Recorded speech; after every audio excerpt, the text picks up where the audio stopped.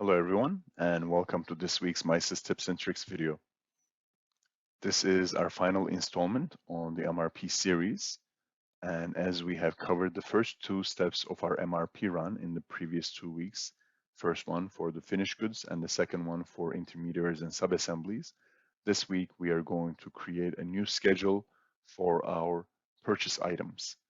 So just like in the previous two steps, we go to our planning menu, material requirements planning, master production schedules, and create a new schedule. We can give it the name we want. And then once again, enter any description that we want. Oh, hopefully you can type better than I do. I tend to name it PO for all purchase items. Now my planning horizon, again, I want to look at my MRP setup options. Planning horizon, purchase items, nothing has been selected here. That's an error. We should have selected something. Usually we'll select either 3 months or more because of long lead time items. We want to make sure that our planning horizon is as long or longer than our longest lead time items, unless we want to manage a 1 or 2 very long lead time items outside of the MRP system. Then we can leave those outliers out of that planning horizon timeline and focus on the other items when we're determining our planning horizon. In this case, let's just say 3 months. Okay, and let's look at what else did we decide. Shortage basis is minimum. That makes a lot of sense. I would highly recommend not running your purchasing on 0 shortage basis because there is a lot of variation, especially in suppliers' lead times that are promised to us and the actual lead times. We don't want to count on what has been promised, set our shortage basis to 0, and then if the supplier is late a day, we have to stop production. The shortage basis is our safety net, allows us to absorb that variations that happen due to different causes in the system. So we can select all items, use alternate locations, use maybe alternate components. Now, we don't need to include the sales orders at least for the first month because we ran our finished good step and we included the sales orders for the first month in that run. If I were to go ahead and include the same sales orders here, the system would see the MISys manufacturing orders that were created for the finished goods, as well as the intermediaries and the subassemblies, and see all the purchasing requirements in those manufacturing orders and buy for those. And now that I've selected the sales orders that were the cause for those manufacturing orders to be created in the first place, it will bring that same data again and buy again for the same requirements, duplicating the signal. So if I want to bring sales orders because I am entering into my system sales orders way more into the future than the first month, then I can actually say, bring sales orders in. You can bring sales inventory in and then bring it starting next month.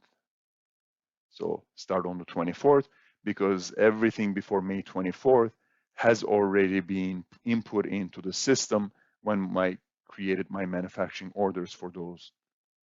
So now we have prevented a duplication of data. Now that I have this set up, I can save it and initialize it. Sorry, you always have to enter a location number. Save it and initialize it. Again, it's going to take a few seconds in my case, probably more than that in your case when you have a QuickBooks or a Sage database that is filled with sales orders. It is important for you to find out what those timings are so that you can plan your MRP runs for the week if you're running it on a weekly basis appropriately and not trying to run it in the last 5 minutes on a Friday evening before you head out because you might end up staying in the office longer than you would like to. Again, options are here. I can now take out final assemblies and sub-assemblies and leave all other purchase items here. But one other option is to bring in a sales forecast. So for that matter, there might already be a sales forecast created in the system, and we have gone over that in our previous video. So if you haven't seen how to do that, you can go back to our previous vlogs and see how to create forecast batches. But you can use the post batch button here to post an already created sales forecast. Okay. In this case, there isn't anything created. So you can actually go here and create a batch, and you can either enter these one by one or just decide to populate from invoice date range. And you can say, well, I want to look at specific invoices, maybe from June 23rd, 2020 till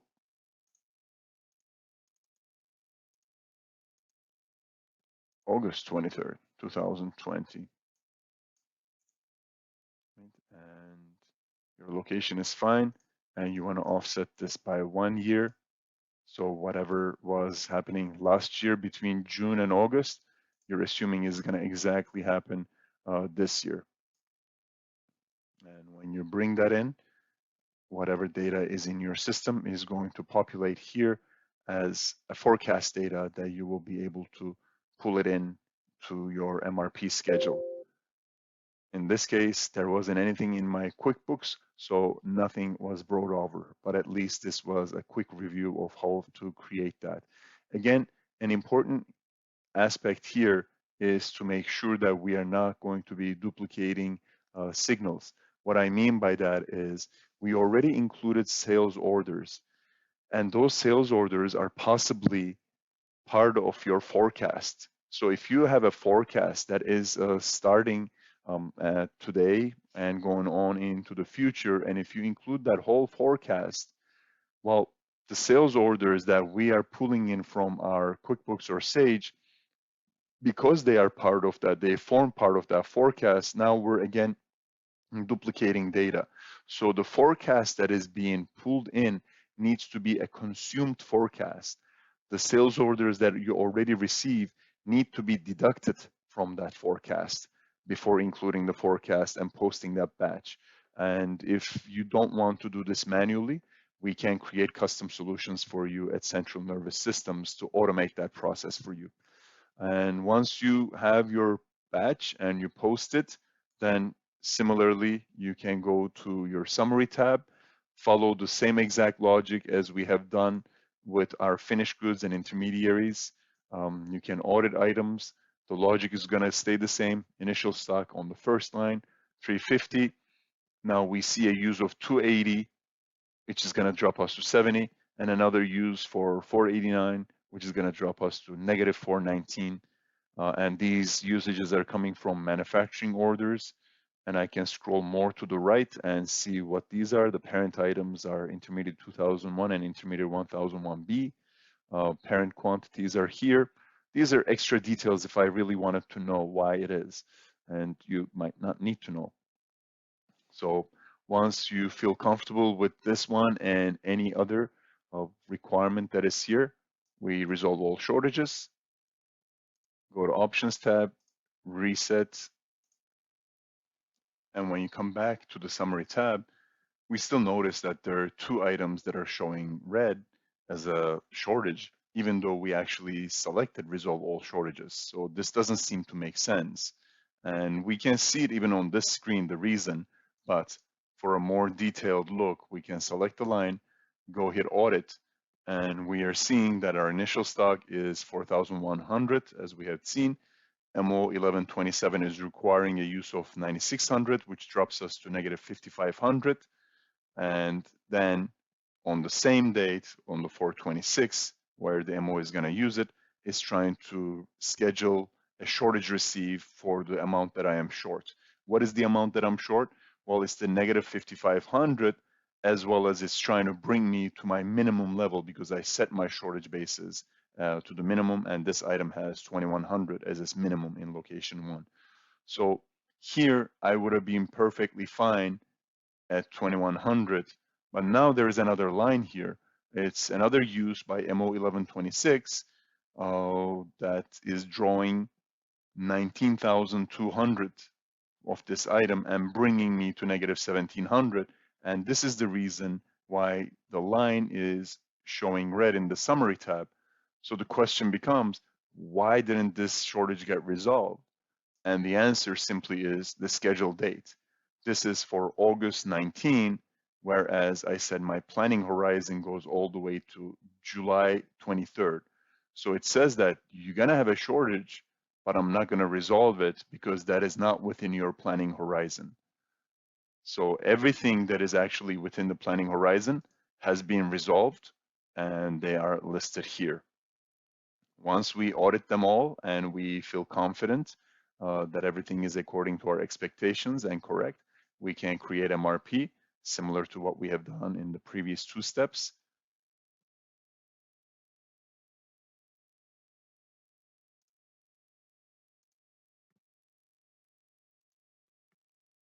And we always apply our filters.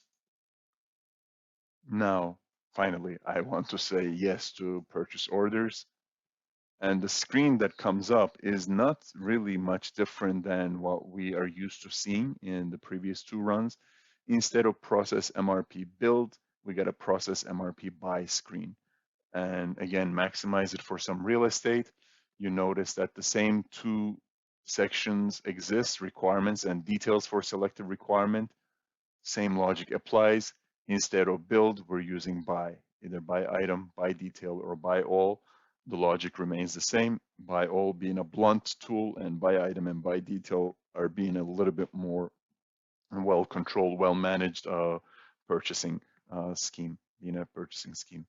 So in I-19, I have a requirement date of 5/19 and a scheduled quantity of 880.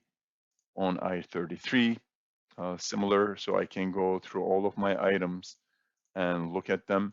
And because most of my orders are scheduled for 4/23, these are being required there.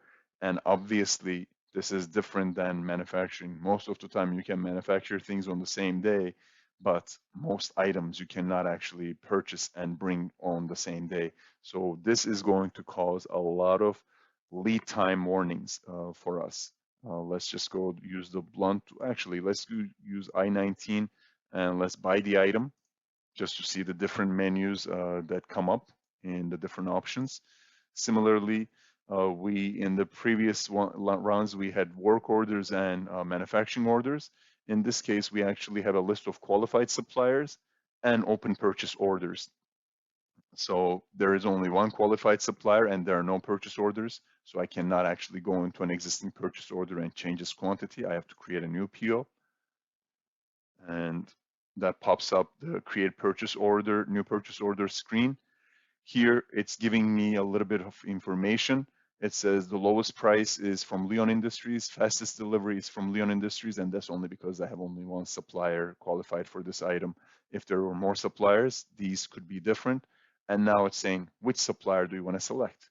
Well, in this case, I don't really have too much of an option, though I could still go and select the supplier that is not qualified to sell me this. If I want to do a one-time purchase from a different supplier, I could do that. And I would get a warning, but that's okay. So here is my supplier list. I'll cancel that and enter 4540. It knows the next purchase order number. I want to build to location 1 and ship to location 1. If you have actually a QC hold location that you have created in MISys as your default receiving location, you might want to change this to that location so that when the receiver receives the item, it automatically moves it to QC hold. So the production doesn't really see it and cannot use it until it's been released by the QC team and physically moved and digitally moved into our location 1 or whatever MISys location is. Again, order quantity is the requirement. We can change it to multiples of reorder quantity if we want. In this case, it becomes 1,000. So we need to look at here, and we said purchase items are multiples of reorder quantity. Yes, and we can use supplier price or item recent cost. doesn't really matter. You can choose whichever you prefer. And we can create our purchase order. And that item is now removed from our list. So next step is to probably just for us to do by all, so we don't have to spend time going through each of the items here. And when you do by all, because now you don't get to select a specific supplier for each item, instead it is asking us to determine prioritization of criteria on how the system should select a supplier. Here are the 4 different criteria: preferred supplier, lowest price, fastest delivery, and fewest order. And I can change their order if I want. If quick is really what's most important to me right now, which it seems to be, I can make it my highest priority. And then if I have a preferred supplier then, and if not, lowest price. And then maybe I want to keep some alternate suppliers in business. And so I do fewest orders. And if that was my main concern, that I would make fewest orders the number 1 criteria. And then next PO is here, ship to location, whatever you decide. You can identify the bill to location as well. Multiples of reorder quantity or reorder or required, supplier price, and create the orders. Here we go. This is our lead time warning. It is saying that these items that you're trying to place an order now are not going to be available to you when you need them. So this is an important warning, and we need to go see how it's going to affect our production schedule. We need to see when these can be brought in and when the manufacturing can start. If we don't want to run into these issues, we need to keep a tighter control on our production schedule and a good amount of safety stock on hand. We can hit OK and acknowledge that error. Here are all the purchase items that are created. You notice that the same purchase order can be listed more than once. That's because it's for a different line item from the same supplier. In this case, PO 31 is listed twice. First line is for item 33. Second line is for SL 36. I can drill into that PO and see that this is from Delco Electrical Supplies. And there are 2 items, 2 different quantities. And the due dates can even be different, just like in this one. One is due 5/18, the other is due today. And if I wanted to see what are the actual lead times, I can drill into the supplier master, go to the items, and scroll to the right to see the lead days. And most of the items, except item 2, whatever it is, has a 10-day lead time. So it is not going to come in today because I'm ordering it today. Once I realize that, now I'm going to have to go and make some changes. But the first step is, once I realize these purchase orders have now been created, I can close this by all results. My process MRP buy screen clears out because everything has been purchased, or rather the purchase orders have been created. I don't want to create any production orders. That has been taken care of. I can close my schedule and I go to the purchasing menu. I have created my purchase orders, but my suppliers are not aware. Next step is to go and print and send these orders.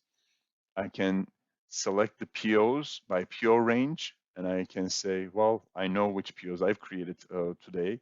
I've created PO 31 all the way till PO, let's list this by PO number. And you can hide closed orders. So I have created till PO 34. And I'm going to send this, but give me a list first. Here are the POs that are open and ready to print. And if I want to see a preview of what the reports, the PO reports look like, I can do this. It's going to use this file, the PO report file from here. And the moment I hit print send, it is going to send it to each of the suppliers here to the specific addresses that were on those supplier masters. If we want to make sure that we have the correct addresses, we can always go to master file, supplier, drill into a supplier, and go to the delivery tab and make sure that there is a PO recipient's email here on the delivery tab, and that send via email or both are selected so that we can send our emails to the supplier with an email. If you don't have that address, then your PO is not going to be sent. So once you have those all checked and ready to go, on the step, you can click the print and send button, depending on what you've selected, whether you want to email it only or both email and print it. It will do those functions upon pressing this button. I don't want to press it because it would actually send POs to those email addresses that are in my supplier master files. And this concludes our series on MRP. I hope you found it useful. It is a lot to take in, and that's why we're here for, to assist you on that journey, on that process. If you run into any difficulties, please feel free to give us a call at Central Nervous Systems, and we would be more than happy to help you with your MRP or any other MISys needs to get you the most out of the resource that is at your disposal, MISys ERP system.